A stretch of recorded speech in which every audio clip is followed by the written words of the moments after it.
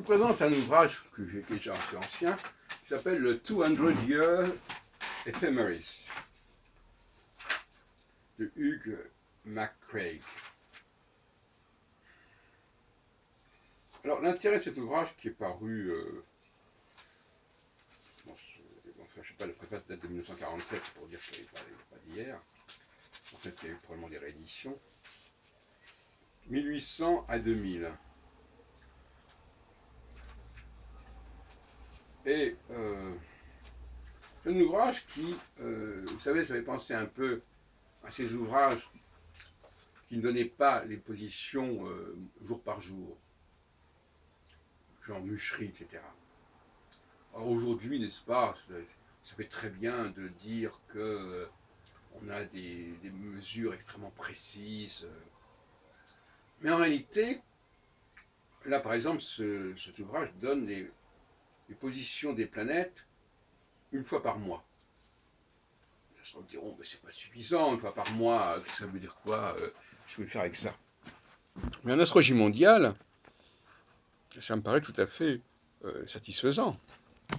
On ne va pas perdre son temps à feuilleter, voilà, on a toute l'année sous les yeux. On n'a plus qu'à regarder la colonne de la planète qui nous intéresse, en l'occurrence Saturne. Alors personnellement, je ferais bien des ouvrages qui soient uniquement axés sur Saturne. Enfin là, c'est pas mal. Et on a 200 ans sous la main, comme ça, c'est bien aussi. Et c'est bien suffisant. Donc l'astrologie mondiale, elle n'a que faire des éphémérides quotidiennes. Le mot éphéméride voulant d'ailleurs dire plus ou moins journalier. Merde. Monomère. Donc voilà. Donc voilà l'ouvrage, l'outil de travail qui me paraît essentiel. 200 Years Ephemeris. J'ai publié chez Trade Daniel d'ailleurs, il y a quelques années, même il y a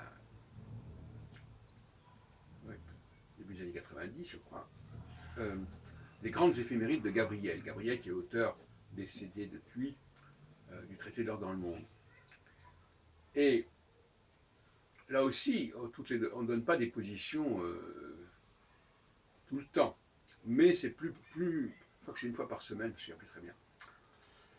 Mais ça couvre quand même une période très intéressante qui va du 1500 à 1900, ce qui est pas mal non plus. Et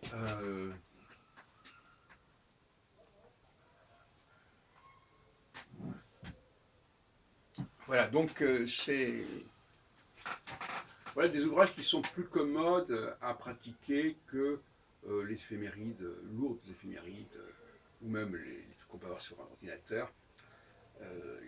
Sur ordinateur, j'aimerais bien que sur les blogs astrologiques, il y ait aussi ces éphémérides sur de très longues périodes, de tester un certain nombre de théories, surtout quand ce sont des théories qui sont relativement simples, comme les miennes, où il y a Saturne, et puis il y a les 4 positions, comme au baseball, les 4 bases stellaires, qui constituent une forme de carré que va transiter, si on peut dire,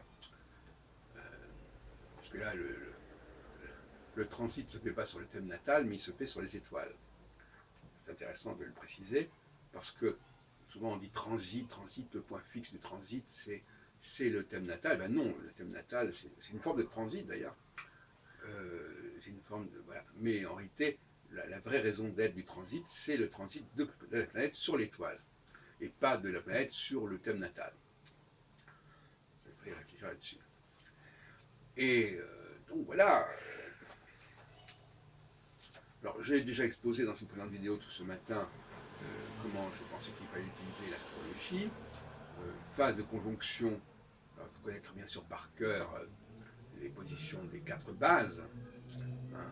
La base Aldébaran à 9 degrés Gémeaux, la base Régulus à 0 degré Vierge, la base Antares à 9 degrés Sagittaire et la base Malo à 0 degré Poisson. Bon, à partir de là, vous regardez si Saturne va rencontrer ou se rapproche de la conjonction ou s'en éloigne. Alors là, j'ai posé des règles assez précises, mais qu'on pourrait discuter. 20 degrés avant et à 20 degrés après la conjonction, on est dans la phase conjonctionnelle, et puis on a la symétrie dans la phase disjonctionnelle, qui est la phase de décomposition, alors que la conjonction, c'est la phase de recomposition ou de composition, puisque de composition dans composition, c'est la même racine, le même préfixe que dans conjonction. Et dans disjonction, c'est la même racine que dans décomposition, c'est le même préfixe.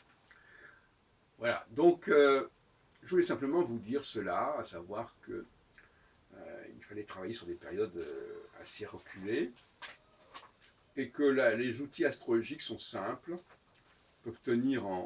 Par exemple, vous imaginez par exemple que parler des configurations de Saturne sur même 1000 ans, ça ne prendrait même pas ce volume.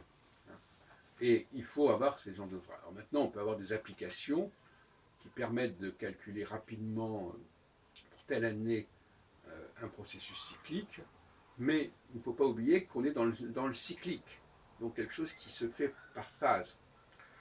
Mais cela dit, même si effectivement une phase ça dure en gros 3 ans et demi, puisque dans une phase de 7 ans il y a 3 ans et demi de recomposition et 3 ans et demi de décomposition, c'est les basculements d'une phase à l'autre qui sont les plus intéressants à repérer. Parce qu'une fois qu'on est dans la phase, ben on voit qu'on est dans la phase. Ce qui est intéressant, c'est de la prévoir avant les autres et de dire à quel moment ça va basculer. Donc ça, ce sont des moments qui se produisent pour la décomposition comme pour la recomposition tous les 7 ans, en alternance évidemment. 3 ans et demi, on a une recomposition au point A, 3 ans et demi plus tard, on a une décomposition, 3 ans et demi plus tard, on a une recomposition, et ainsi de suite, ainsi de suite. Voilà donc je voulais vous dire, comme ça, pour clarifier la discussion et pour engager nos amis astrologues à mettre la main à la pâte. Et alors, pour terminer sur une note comme ça, sur la question justement de l'importance de dire, je rappelle encore une fois, c'est d'être un peu lassant, que l'astrologie mondiale ne peut fonctionner que sur des binaires. Barbault l'avait bien compris dans les années 40-50 quand il travaillait sur Saturne-Neptune, mais à partir de 67, avec son histoire d'indice cyclique où il englobe 5 planètes, là on est complètement dans le délire. Parce que l'astrologie mondiale est dans le binaire. Elle peut étudier, elle peut créer des structures et des entités et des périodes égales que dans le binaire. Tout le monde, vous avez 3-4 facteurs, on n'est plus dans le binaire, et donc son schéma n'est plus régulier. Et ça, c'est tout à fait fâcheux. Et alors, j'ai vu hier un film de Werner Fassbinder, Werner Rainer Fassbinder, l'année des 13 lunes. Et en réalité, c'est mal traduit, mais en allemand aussi d'ailleurs, c'est l'année des 13 nouvelles lunes. C'est-à-dire qu'il y a des années où la lune rencontre le soleil 13 fois et pas 12 fois. Et dans le film, on laisse entendre qu'on donne d'ailleurs une série de dates comme ça. Il paraît que 7 fois, je crois, 7 fois par siècle, il y a des années de 13 lunes. Mais sous le mot lune ici, il faut comprendre les nouvelles lunes qui sont des conjonctions. Mais n'attache aucune importance à ce phénomène, je vous le dis tout de suite. Mais simplement, sur le plan symbolique, c'est intéressant.